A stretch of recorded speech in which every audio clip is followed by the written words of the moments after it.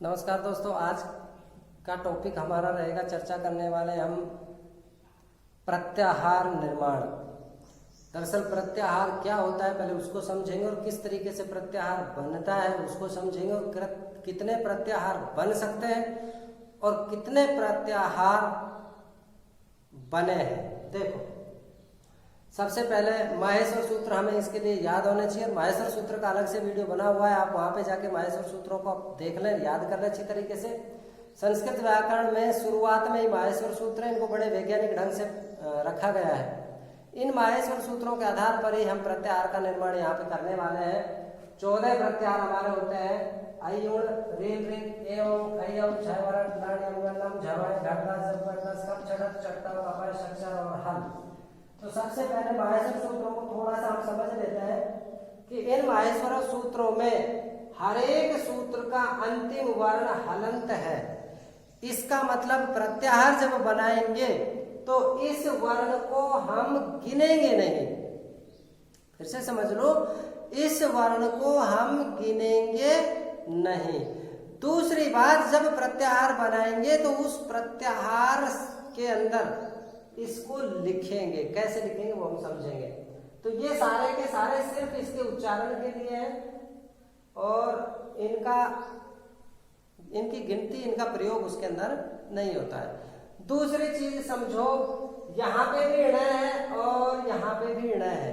तो ये दो जगह ण जब आता है तो प्रत्याहार जब हम बनाएंगे तो कौन से ण तक हम प्रत्याहार बनाएंगे उसको भी आज हम इसके अंदर देखेंगे। उसके अलावा है यहाँ पे भी आया और है यहाँ पे भी आया।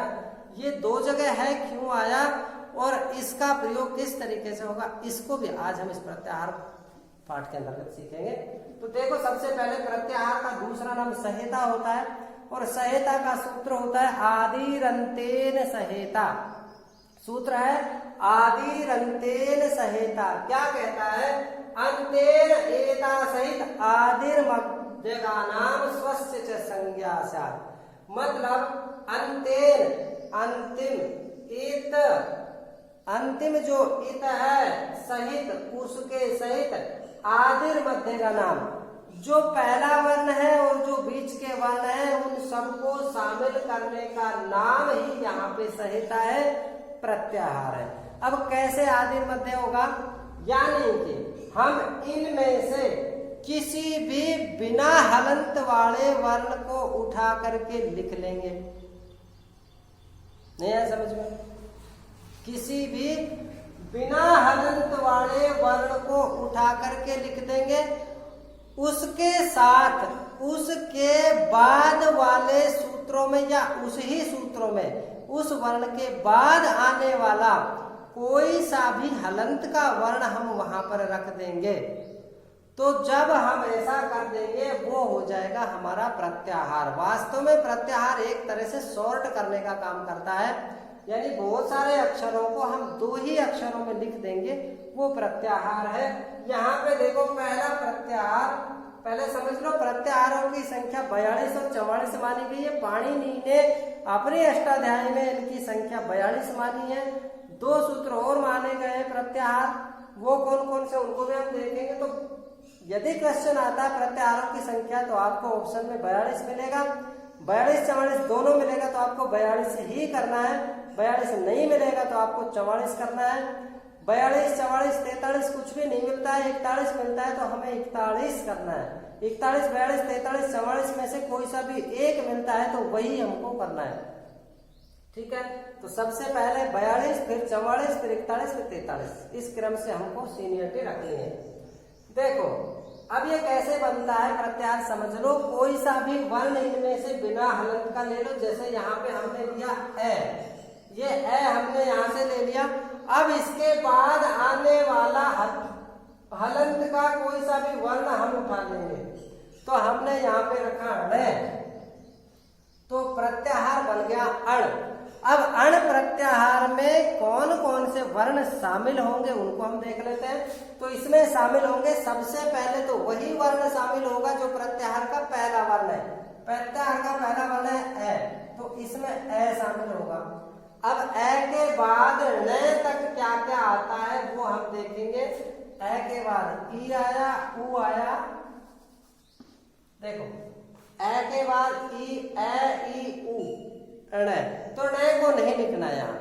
मतलब समझो अण प्रत्याहार के अंतर्गत ए, ई, ऊ ये 3 वर्ण शामिल होते हैं। दूसरा प्रत्याहार है अक, तो इसमें सबसे पहला वर्ण तो ए हो जाएगा।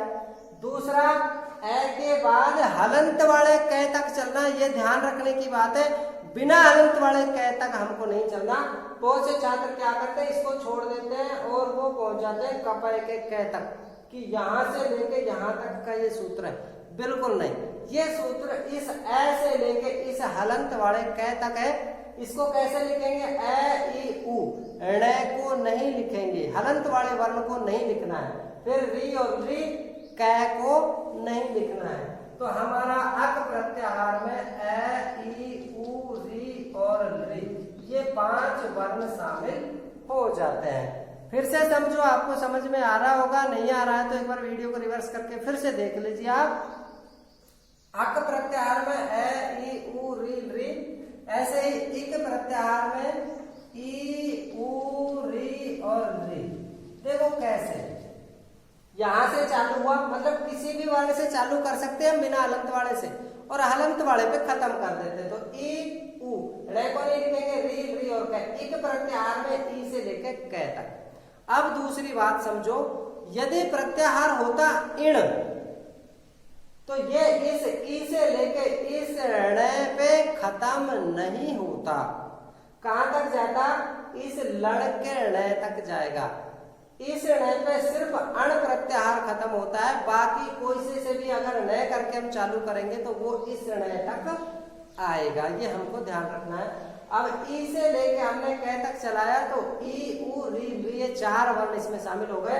अगला प्रत्याहार हमारा उक प्रत्याहार, ऊ, ण को छोड़ देंगे, री और री, तो ऊ, री और री ये 3 वर्ण उक प्रत्याहार के अंतर्गत शामिल हो गए। उसके बाद नेक्स्ट प्रत्याहार है एंग। तो यहां देखो ए कहां है, ये रहा ए, ओ और ये रहा अंग। तो इसके अंदर 2 ही वर्ण शामिल होंगे, ए तथा ओ, ग को शामिल नहीं करेंगे। नेक्स्ट प्रत्याहार है अच। अच प्रत्याहार में पहला वर्ण ए हो गया। अब देखो ए से लेके हलंत के च तक देखो कहां है, ए, ई, ऊ, इसको छोड़ दो, मैं गोला कर देता हूं। इनको हमें गिनना नहीं है, लेकिन प्रत्याहार के अंत में इनमें से ही कोई सा वर्ण होना चाहिए जिससे हमारा प्रत्याहार का निर्माण होगा। तो यहाँ इनको हम गिनती नहीं करेंगे, लिखेंगे नहीं, लेकिन प्रत्याहार इन्हीं से बन करके आएगा। अब अच प्रत्याहार ए, ई, ऊ, री, री, ए, ओ, आई, औ ये रच है। मतलब ए से चालू करके हलंत के च तक सारे स्वर आते हैं। तो अच प्रत्याहार में ये सब के सब लिखे जाएंगे, ए, ई, ऊ, री, री,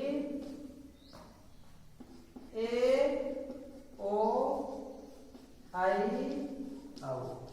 खास बात ध्यान रखनी है, जिस क्रम में ये यहाँ लिखे हुए हैं माहेश्वर सूत्रों में, ठीक उसी क्रम से यहाँ भी हमको इन्हें लिखना है। नेक्स्ट इच प्रत्याहार है, तो इसको ई, ऊ, री, री, ए, ओ, आई, औ। ये हमारे प्रत्याहार बन गया इच। ऐसे एच प्रत्याहार में ए, ओ, आई, औ ऐसे करके 4 वर्ण शामिल हो जाएंगे। ऐच प्रत्याहार में आई और औ 2 ही शामिल होंगे। और अट प्रत्याहार में ए, ई, ऊ, री, री, ए, ओ, आई, औ। उसके बाद देखो है वर्ग, यहां तक ट आएगा, तो है यह वह है, यानी कि ए से लेकर ट तक के प्रत्याहार जो बनेंगे वो अट प्रत्याहार कहलाएगा। और उसके अंतर्गत बीच के अनंत वाले इन सब वर्णों को छोड़ के जो भी आएंगे उन सबको हमें यहाँ पर लिखना है। 10 प्रत्याहार हमने यहाँ बनाए। नेक्स्ट 10 से आगे के प्रत्याहारों को और हम देख लेते हैं यहाँ पे। चलो आगे देख लेते हैं अपन प्रत्याहार नंबर 11 अण प्रत्याहार। अब यहाँ देखो अण प्रत्याहार हमने एक और पढ़ा था, अण प्रत्याहार ये दूसरा पढ़ रहे हैं, मतलब अण प्रत्याहार 2 बन रहे हैं। अब ये 2 प्रत्याहार बन रहे हैं। पहला अण प्रत्याहार बनेगा ए ई उ इस ऋणय तक और दूसरा अण प्रत्याहार बनेगा इस ऋणय तक। ये लण जो छठे सूत्र का हलंत वर्ण है यहाँ तक। मतलब पहले जो अण सूत्र था उसमें ए ई उ शामिल हुआ था, लेकिन अब जो नया है अट कुप मांग नुम व्यायपी, तो यहाँ ऐसे लेके ए ई उ री री ए ओ आई औ है वरट और लण, तो यहाँ ल इस तक ये शामिल होगा। देखो यहाँ इसमें शामिल होगा ए ई उ री री ए ओ आई औ है ये व र ल, ये सारे के सारे वर्ण इसके अंतर्गत शामिल। अणुदित सवर्णश्च प्रत्यय से सूत्र करके ये आता है और उसके लिए यहाँ इस अण का प्रयोग किया जाता है। नेक्स्ट सूत्र है इण। इण प्रत्याहार में हमें ध्यान देना है, इण प्रत्याहार इस ऋणय पे कभी भी खत्म नहीं होगा, नहीं होगा, नहीं होगा। एग्जाम में चकराने के लिए इण प्रत्याहार बहुत बार पूछा जाता है और उसमें पूछते हैं कि इण प्रत्याहार में शामिल वर्ण नहीं है या शामिल वर्ण है। तो इस स्थिति में हमें ध्यान रखना है कि यहाँ पे इण प्रत्याहार में इस ई से चालू करके इस ऋणय तक ही बनेगा, इस तक नहीं बनेगा। तो यहाँ पे बन जाएगा ई उ री री ए ओ आई औ है ये व र ल, तो ये सारे के सारे वर्ण इण प्रत्याहार में। अब देखो यण प्रत्याहार। यण प्रत्याहार ये से चालू करना है, ऋणय तक चलना है, य व र और ल। तो य व र ल ये हो गया हमारा यण प्रत्याहार। अम प्रत्याहार ऐसे चालू करना है और हलंत के मैं तक ध्यान रखना है। हलंत का मैं ये रहा 7वें सूत्र का अंतिम वर्ण तक। तो ए ई उ री री ए ओ आई औ है य व र ल य म ङ ण और न। इस हलंत वाले वर्ण को इसमें नहीं लिखना होता है। तो यहाँ तक के ये सारे वर्ण हमारे अम प्रत्याहार के अंतर्गत आ गए। अब देखो यम प्रत्याहार, ये रहा यहाँ से चालू करके और यहाँ तक यम प्रत्याहार बनेगा। इसमें कौन कौन से वर्ण शामिल होंगे? य व र ल य म ङ ण और न। ध्यान रहे ये वर्ण उसी क्रम में आएंगे जिस क्रम में ये माहेश्वर सूत्र में लिखे गए हैं। नेक्स्ट देखो यम प्रत्याहार, य म ङ ण और न। उसके बाद ङम प्रत्याहार, ङ ण और न। ञ प्रत्याहार य व र ल य म ङ ण न झ ध। यहाँ तक के शामिल होंगे। देखो ये जो प्रत्याहार था हमारा य प्लस ञ छ वर्ग का पंचम वर्ण है, तो ये आ गया य से चालू कर। देखो यहाँ समझो य व र ध ञ म ङ ण झ भ। इस ञ तक जाकर के ये पूरा हमारा सूत्र होता है। बहुत से छात्र गलती करते हैं, यहाँ से चालू करके इस ञ तक कर देते हैं। ध्यान रखें प्रत्याहार में पहला वर्ण बिना हलंत का होता है, दूसरा जो वर्ण है वो हलंत वाला होता है। मतलब उसको हलंत वाले वर्ण तक हमको लेकर के चलना है। अगला सूत्र देखो माहेश्वर सूत्र हमारा है झष। तो इसमें आ जाएगा झ भ ध ध ध, यानी इस झ से चालू करके झ भ ध ध ध। षटकोण वाला श है तो यहाँ तक आएगा, शलगम वाला होता तो यहाँ तक हमारा चला जाता। दूसरा सूत्र हमारा भष। इसमें भ ध ध हर्ष में इस ऐसे लेकर के इस श तक हमको चलना है।